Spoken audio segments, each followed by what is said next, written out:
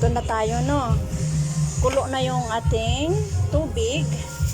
Tapos, ilagay natin itong ating mais. Mais na bigas. So, ilagay natin siya. Ikuan natin. Kung ganyan.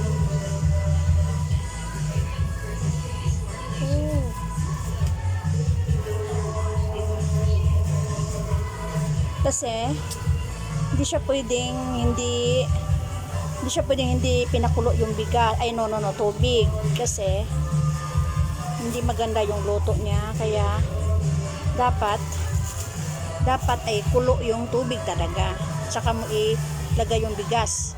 Kasi 'di ba pag nagsaing tayo, tapos saing tayo, sabay natin tubig tsaka yung bigas. Ito yung mais, pakulo ka muna ng tubig. Pag nakulo na, tsaka mo siya ilagay yung mais. Kasi para matansya mo, makontrol mo yung bigas. Kasi malakas siya tumubo. Oo, pangit yung matigas yung bigas. Dapat malambot lang yung bigas. Kanin. So 1 kilo siya, ganito kalaki. Lutuin natin lahat para makakain yung yung kapitbahay, no?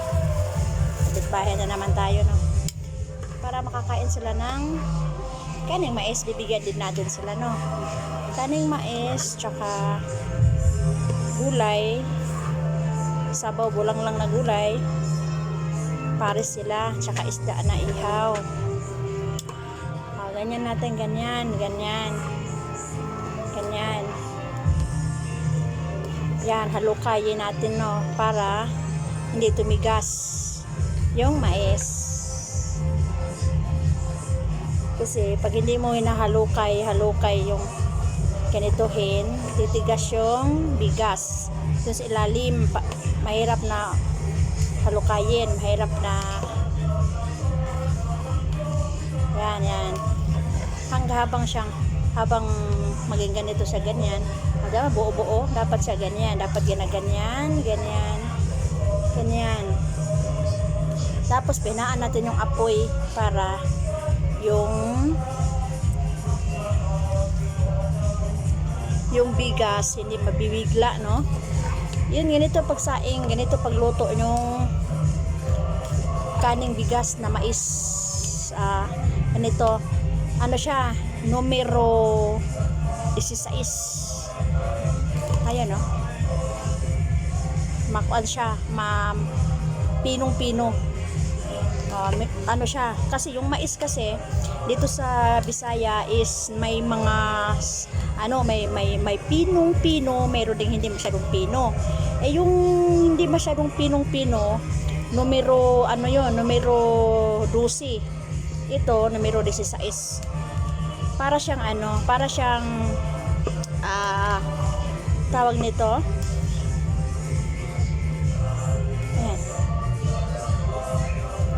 Yan. Ganito. Halukayin mo lang ng halukayin hanggang matuyo, hanggang maging ganito. Huwag mong pabayaan na hindi nahalukay, kasi pag pinabayaan mo, tigas dito sa ilalim, mahirapan ka maghalukay. Ganyan lang. Ganyan, ganito pagsaing ng bigas na mais. Ang giniling na mais. No, dito sa amin kasi, ito yung kinakain talaga, mais na giniling dati. Pero ngayon, maaarte na yung mga tao, ayaw nang kumain ng ganito. Kasi ganito kasi, mas mababa yung kolesterol niya. Yung may mga diabetes, ito yung kinakain. Bigas na mais. Dito sa amin. Pero sa Maynila, walang ganito eh. Kasi 32 years akong residente ng Maynila. Hindi ako nakita ng nagkumakain ng ganito at nagluluto, nagsasaing ng ganito. Puro yung bigas na humay. Yung humay, yung mga example, yung mga excellent, mga denorado, mga ganun ba? Yung mga jasmine rice, mga ganon. Ganon din yung niluluto namin doon sa Manila. Pero sa probinsya, meron din kaming yung ito. Wait lang, nakita na yung ano, kayamanan. Merong, parang ganito, saan ba yun? Ito. Ito. Ganito yung sinasaing, di ba? Karamihan talaga. Dito sa Manila. Dito sa probinsya, ito yung sinasaing, di ba? Natin sa Manila. Yung sinasaing. Ito yung kinakain natin. Dito rin yung mga tao, hindi na masyado kumakain ng ano, yung mais. Ito. Yung kinakain dito, ganito na. Mga arte na sila. Dati ganito, yung kinakain namin, maliit pa kami. Yung mais na yellow, yun yung giniling namin sa bato. Tapos, yun ito, saingin namin. Yun, yung nanay ko at saka yung tatay ko, kami, magigiling kami sa bato kasi meron kaming tanim ng mga mais sa bukid. Oo.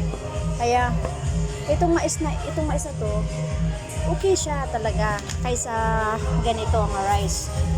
Mas mababa kasi, mas mababa yung cholesterol nito.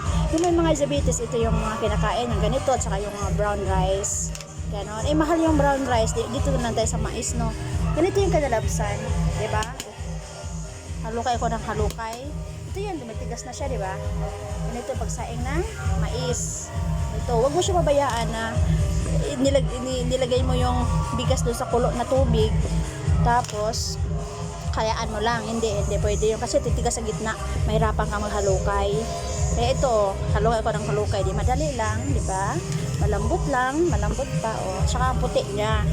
Ito yung bigas dito na mais na giniling. Mais na giniling. Corn. Oo. Yan yung. Tapos halukayin mo siya. Dapat ganito yung halukay mo. Ganito. Yung panandok na ganito. Kasi mahaba ayan o. Abot siya dun sa ilalim. So, mas mahaba siya. Mahalukat mo siya. Mahalukay mo siya ng mas malalim kasi malalim yung panandok. Oo. Kaysa tinidor, hindi naman pwede yun, mapapasok ka. So, ito dapat, meron akong panandok na bali. Ito, nabali siya.